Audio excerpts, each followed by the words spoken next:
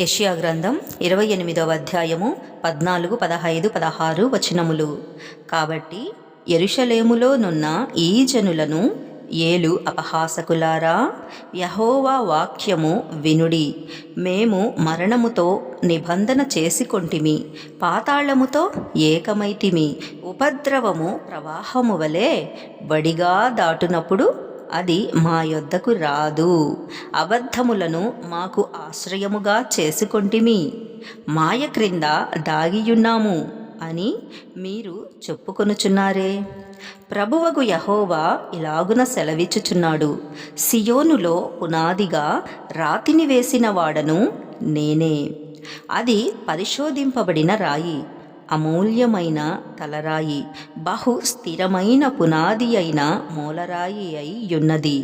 విశ్వసించువాడు కలవరపడడు. ఆమేన్, ఆమేన్, ఆమేన్.